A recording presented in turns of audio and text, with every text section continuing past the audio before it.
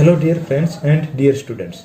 Today we are going to solve exercise 2.1 chapter 2 inverse trigonometric functions of class 12. सबसे पहले हम inverse function को define करते हैं. Inverse function if fx goes to y such that y is equal to fx is 1 and onto, then we define another function g y goes to x such that x is equal to gy when x belong to x and y belong to y, which is also 1 and onto function. इसका मतलब क्या है?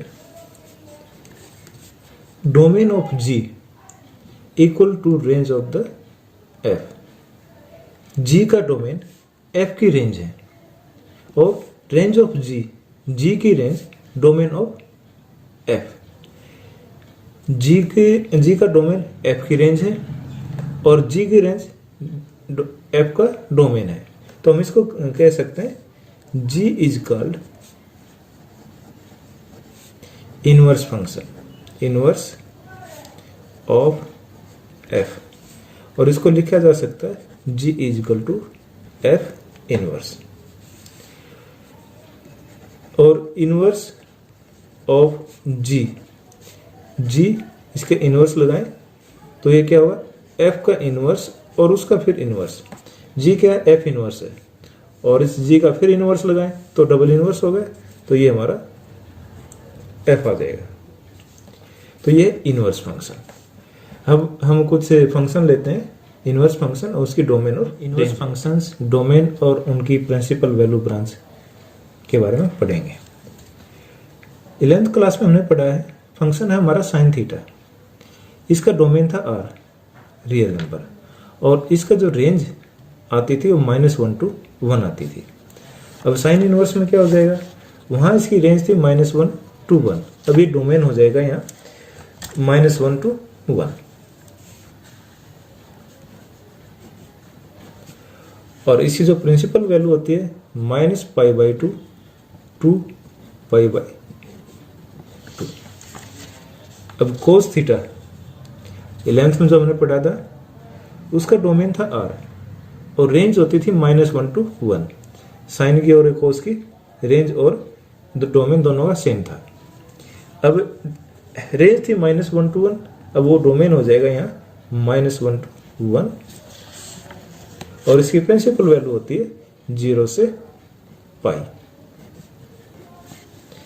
ऐसे cosecant theta, cosecant theta की जो range थी वो real number थी, लेकिन उसमें हम -1 और 1 नहीं लेते. अब इसकी जो डोमेन होगा रियल नंबर होगा, इसमें से हम माइनस करेंगे -1 और 1. और इसकी जो प्रिंसिपल वैल्यू ब्रांच होगी -π/2 to π/2 और इसमें इसकी वैल्यू 0 नहीं होगी. सिकेंड थीटा, सिकेंड इनवर्स, यही है रियल नंबर -1 और -1, और इसकी जो प्रिंसिपल वैल्यू ब्रांच है वो 0 to π, ये ओपन इंटरवल है -π/2. अब यहाँ भी बिजली ब्रैकेट लगा देते हैं. टेन इनवर्स, टेन इनवर्स और कोट इनवर्स. टेन थीटा और कोस थीटा की जो डोमेन थी वो रियल नंबर थी.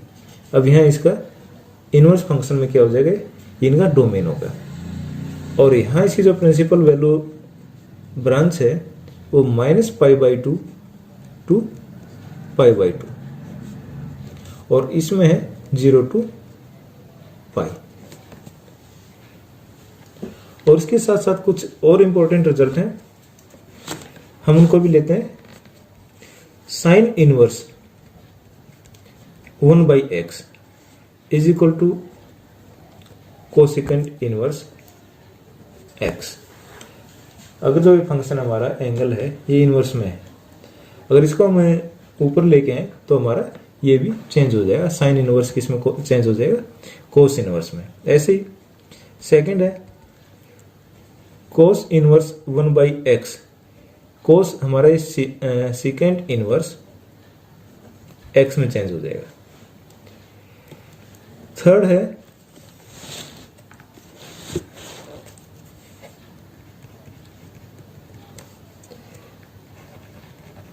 tan इनवर्स 1/x, ये हमारा चेंज हो जाएगा cot इनवर्स x। फोर्थ में है cosecant inverse 1/x is equal to sine inverse x। पांचवा है सिकेंट इनवर्स 1/x, तो ये हमारा चेंज हो जाएगा equal to cos inverse x। और इसका लास्ट है cot inverse 1/x is equal to tan inverse x। अब इसके साथ साथ sine inverse minus x, sine inverse है और एंगल है माइनस x, तो ये हमारा होगा minus sign inverse x। tan inverse minus x minus tan inverse x। Cosecant inverse minus x minus cosecant inverse x। अगर ये अंदर माइनस है इनके, ये बाहर आके माइनस हो जाएगा, ये अंदर से बाहर आ सकते हैं। अब तीन बचते हैं cos inverse minus x, secant inverse minus x और कोट इनवर्स माइनस x। अभी इस माइनस को बाहर लेके आएंगे तो ये हमारा हो जाएगा पाई माइनस कोस का हो जाएगा कोसिकेंट इनवर्स x। और ऐसे ये है कोस, ये कोस इनवर्स है। सिकेंट इनवर्स माइनस x है, ये माइनस बाहर लेके आएंगे तो ऐसे ही हो जाएगा pi minus secant inverse x। और कोट का भी ऐसे ही pi minus cot inverse x। अब हम एक्सरसाइज 2.1 फर्स्ट पार्ट है इसका, find the principal value of the following question 1 to 10 sine inverse -1/2। अब इसको सोल्व करने के लिए हम इसको y के इक्वल मान लेते हैं। Let sine inverse -1/2 is equal to y। अभी साइन इनवर्स है, इस तरफ चला जाएगा तो ये साइन y हो जाएगा। Sine y is equal to -1/2। और जो हम टेबल बनाते हैं उसमें साइन की वैल्यू -1/2, ये फोर्थ क्वाड्रेंट में आता है, तो ये हो जाएगा माइनस साइन, माइनस को छोड़ के π/2 की वैल्यू है π/6। और ये अंदर जाएगा तो साइन -π/6। अब रेंज है इसकी, द रेंज ऑफ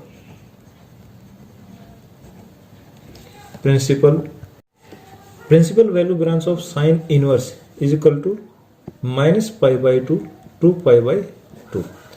अगर हम ये एंगल वाला लेते हैं तो ये 0, ये पाई, और ये घूम के आएंगे तो 2π, ये π/2 और ये -π/2।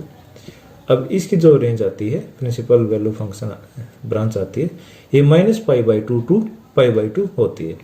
अब जो हमारी ये वैल्यू आई है साइन -π/6, ये इस तरह आएगी, फोर्थ क्वाड्रेंट में आती है। तो इसकी प्रिंसिपल वैल्यू हो जाएगी प्रिंसिपल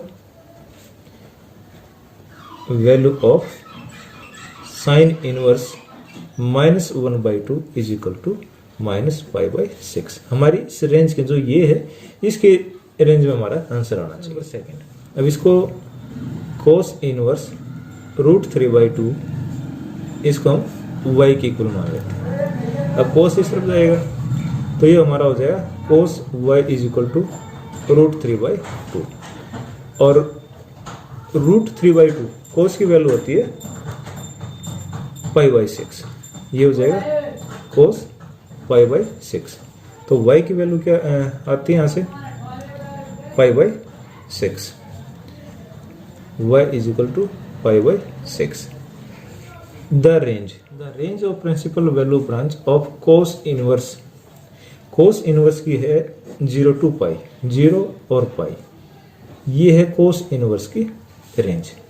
अब हमारी y की वैल्यू क्या आती है, पाई बाई 6, फर्स्ट क्वाड्रेंट में आती है, तो इस रेंज के अंदर आती है। तो इसके जो प्रिंसिपल वैल्यू हो जाएगी, principal value of cos inverse root 3/2 is equal to pi by 6। हमने जो यहां से वैल्यू निकलेगी y की, वो इस रेंज के अंदर लेके आनी है, जो इसकी रेंज होती है principal value of the functions. यह हमने लिया था साइन इनवर्स का जब हमने पीछे फार्मूले किए थे, इसकी रेंज होती है -π/2 to π/2। अब इन दोनों के बीच में, तो इनके बीच में है। अब ये था कोस इनवर्स की जो रेंज होती है या प्रिंसिपल वैल्यू ब्रांच होती है, वो 0 to पाई होती है। अब इसकी वैल्यू आई π/2, ये इस रेंज में आती है, तो इसका आंसर हो जाए, इसकी प्रिंसिपल वैल्यू हो जाएगी π/6। क्वेश्चन थर्ड है cosecant inverse 2। Let cosecant inverse 2 is equal to y। अब कोसिकेंट इस तरफ चला जाएगा, cosecant y is equal to 2, और कोसिकेंट y की वैल्यू 2 है, तो कोसिकेंट की वैल्यू होती है कोसिकेंट π/6, कोसिकेंट π/6 की वैल्यू होती है 2। तो यहां से आ गया y इज इक्वल टू π/6। और the range of principal value branch of cosecant inverse ये होती है -π/2 to π/2, और इसमें 0 इंक्लूड नहीं होता है, तो ये -π/2 है और ये π/2 है। अब इसकी जो वैल्यू आई है π/6 है, ये ठीक आई हुई है, इसकी रेंज के अंदर है, तो इसकी जो principal value of cosecant inverse 2 is equal to π/6। Question number 4, tan inverse -√3। Let y is equal to tan inverse -√3, ये इस तरफ आ जाएगा, ये हमारा होगा tan y is equal to -√3। अब √3 और वो भी माइनस का है, तो tan की वैल्यू क्या होगी, tan की वैल्यू -3 कब होती है, प्लस में अगर √3 वैल्यू है तो π/3 होगी, और माइनस में तो -π/3। tan y is equal to -10 π/3 और tan -π/3। यहां से y की वैल्यू आ गई -π/3। अब इसकी प्रिंसिपल वैल्यू देखते हैं। The range of principal value branch of tan inverse is. अब tan इनवर्स की जो प्रिंसिपल वैल्यू ब्रांच होती है, ये होती है -π/2 to π/2। अब ये देखते हैं -π/2 और ये π/2, अब इसके बीच में होती है इसकी, तो हमारी -π/3 कहाँ है, फोर्थ क्वाड्रेंट में, इस रेंज में आती है, तो यही हो जाएगा the principal value of tan inverse -√3 is equal to -π/3।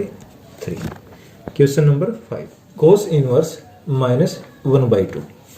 Late cos inverse -1/2 is equal to y। ये हो जाएगा हमारा cos y is equal to -1/2।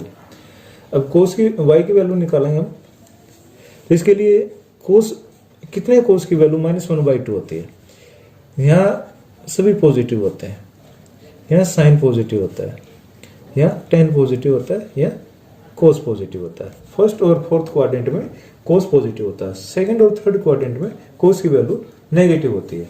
अब इसकी वैल्यू हम cos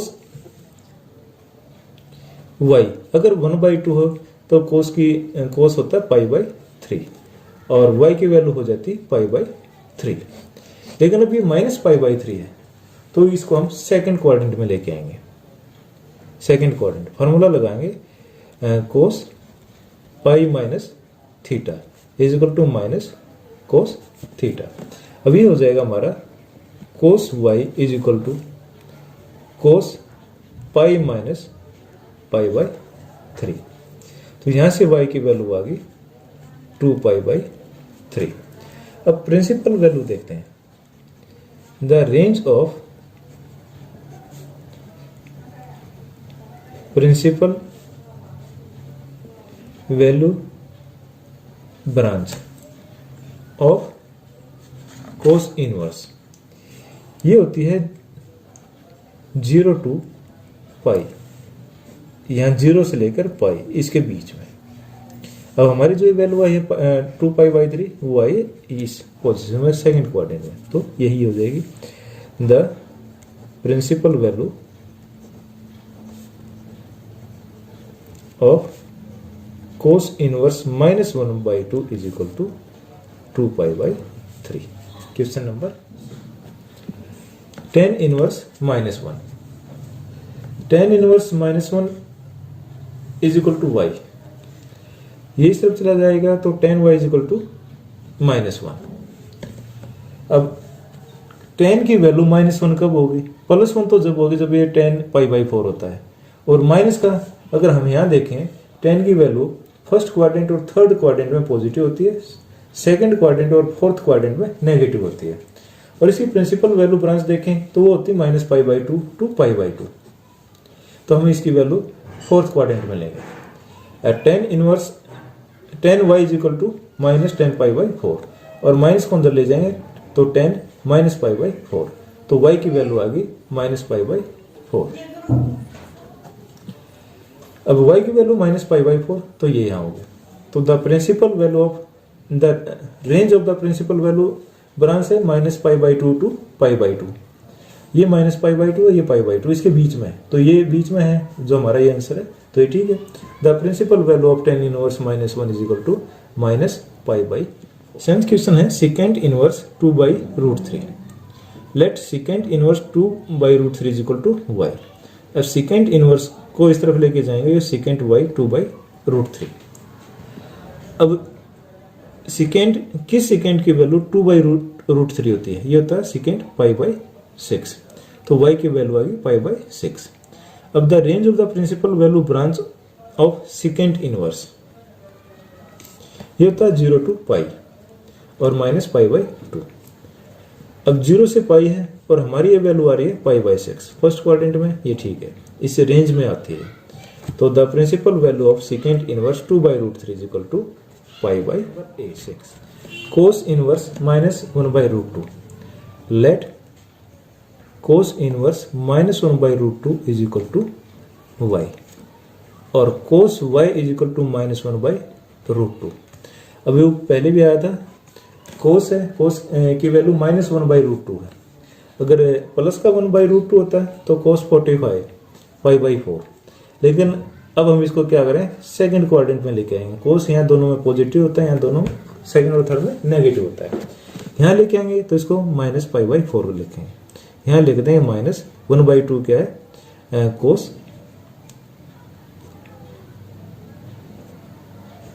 पाई -π/4। अभी हमारा हो जाएगा y इज इक्वल टू पाई में से π/4 माइनस करेंगे तो 3π/4। अब इसकी हमें प्रिंसिपल ब्रांच वैल्यू देखते हैं कोस इनवर्स की। कोस इनवर्स की होती है 0 to पाई, 0 से पाई, 0 से पाई है, और ये हमारी वैल्यू है 3π/4, इस रेंज में आती है, तो ये ठीक है। The range of principal value branch of cos inverse is 0 to pi. अब 0 to पाई है और इसके अंदर ये आ रही है, तो प्रिंसिपल वैल्यू हो जाएगी the principal value of cos inverse -1/√2 is equal to क्या आया था, 3π/4। क्वेश्चन नंबर 9 है cot inverse √3। Let y is equal to cot inverse √3। ये हमारा हो जाएगा cot y is equal to √3। अब कोट y √3 है, तो ये हो जाएगा कोट पाई बाई 6। कोट 30 की वैल्यू होती है √3, तो यह y की वैल्यू होगी पाई बाई 6। अब हम इसकी प्रिंसिपल वैल्यू, ब्रांच वैल्यू देखते हैं, रेंज ये होती है 0 to पाई। अब इसके बीच में तो ये पाई बाई 6 यहाँ, तो ठीक है। The range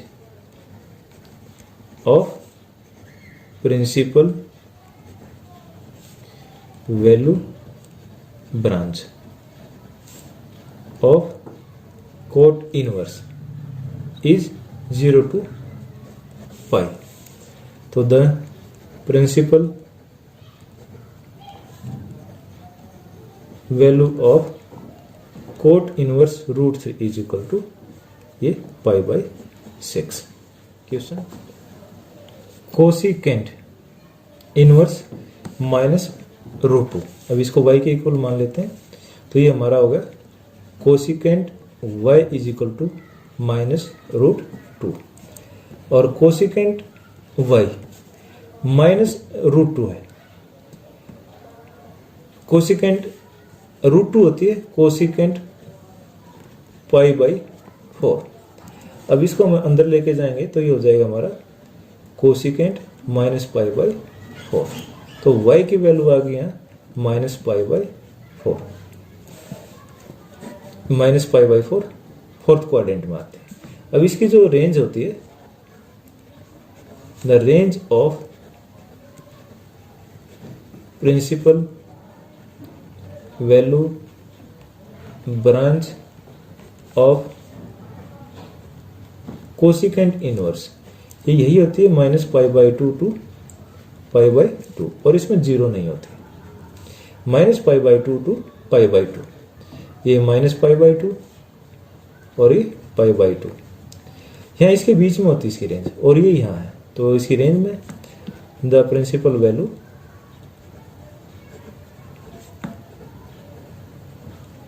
of cosecant inverse minus √2 is equal to minus pi by 4। Question 11, question number 11 है tan inverse 1 plus cos inverse -1/2 और साइन इनवर्स -1/2। अब ये 3 पार्ट हैं, जैसे हमने पहले 10 क्वेश्चन किए उसमें से 3 क्वेश्चनों को जोड़ के अब एक क्वेश्चन बना रखे हैं। अब पहले इसको सॉल्व करते हैं।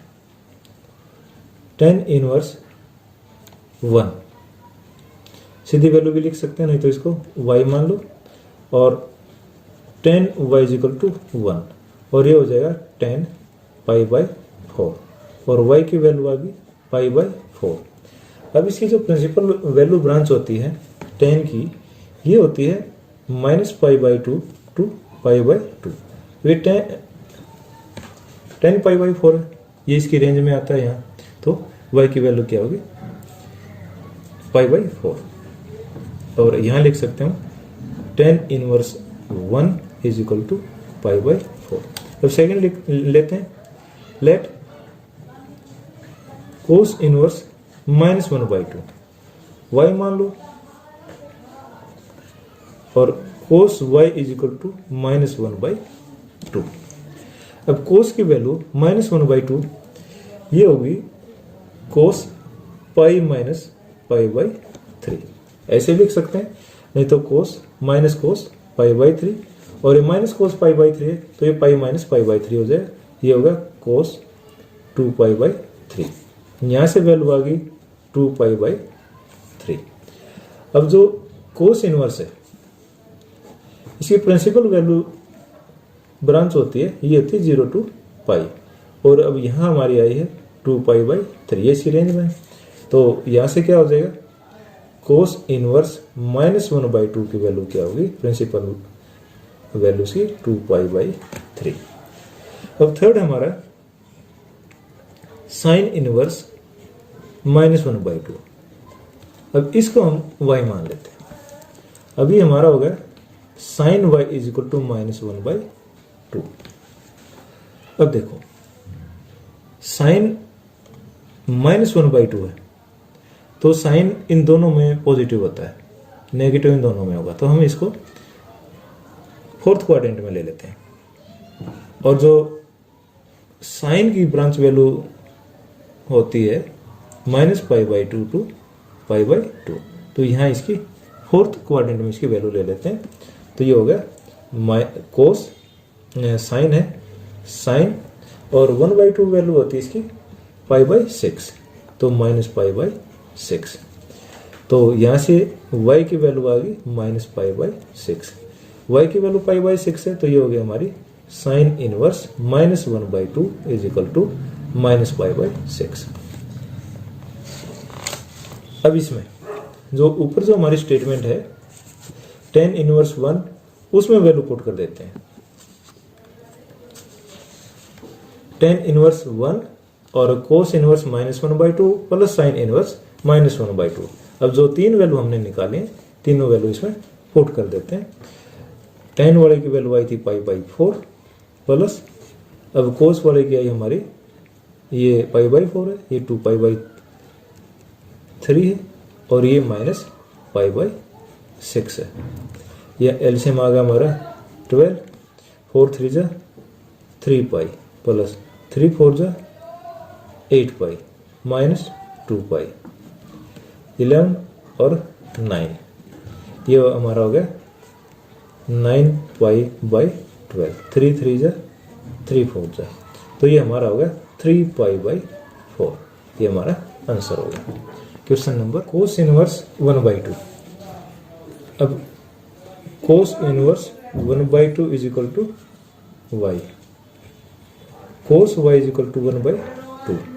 अब ये हो जाएगी कोस पाई बाई 3, तो y की वैल्यू आ गई पाई बाई 3, तो ये होगा cos inverse 1/2 is equal to pi by 3। अब इसकी जो प्रिंसिपल वैल्यू ब्रांच देखते हैं, कोस की होती है 0 टू पाई बाई 0 टू पाई, कोस की होती है 0 से पाई। अभी हमारे आई पाई बाई 3, तो यहाँ इसमें तो ये ठीक है, प्रिंसिपल वैल्यू होगी। अब साइन इनवर्स 1/2, अब इसको भी हम y मान लेते हैं। Sine y is equal to 1/2, sine y और 1/2, साइन की वैल्यू कब होती है, sine pi by 6, sine pi by 6, तो यहां से वैल्यू आ गई पाई बाई 6। अब जो साइन की प्रिंसिपल वैल्यू ब्रांच होती है, ये होती है minus pi by 2 to pi by 2। अब इसके बीच में अभी पाई बाई 6 यहाँ है, तो ठीक है। तो ये हमारी एक की वैल्यू कोस इनवर्स 1/2 की वैल्यू होगी पाई बाई 3, और दूसरे की होगी पाई बाई 6। अब यहाँ वैल्यू पुट कर देते हैं, पाई by 3 plus 2 multiply by pi by 6, ये कट के आ गया 3, ये हो गया पाई बाई 3 प्लस पाई बाई 3, ये हमारा आंसर हो गया 2 पाई बाई 3, ये हमारा आंसर हो गया। Question number 13, sine inverse x is equal to y, then y की वैल्यू निकालनी है। अब sine inverse x is equal to y, तो इसकी प्रिंसिपल वैल्यू क्या होती है, द रेंज होती है, range of principal value branch of sine inverse. Sine inverse की जो प्रिंसिपल वैल्यू ब्रांच होती है, ये होती है minus pi by 2 to pi by 2, ये क्लोज इंटरवल है। तो y की वैल्यू क्या होनी चाहिए, minus pi by 2 less than और इक्वल टू y और less than equal to pi by 2। अब इसमें हमारा आंसर होता है second, minus pi by 2 less than और इक्वल टू y और less than equal to pi by 2। हमने इसमें प्रिंसिपल ब्रांच वैल्यू देखनी है इसकी साइन इनवर्स की। tan inverse √3 minus second inverse minus 2 is equal to, 4 option दे रखे हैं। अब इसमें हम पहले इसको सोल्व करते हैं। tan inverse √3 is equal to y, और tan y is equal to √3। अब √3 होता है tan पाई बाई 3, तो y की वैल्यू होगी पाई बाई 3। अब इसको हम प्रिंसिपल वैल्यू ब्रांच में देखेंगे। tan की जो प्रिंसिपल वैल्यू होती है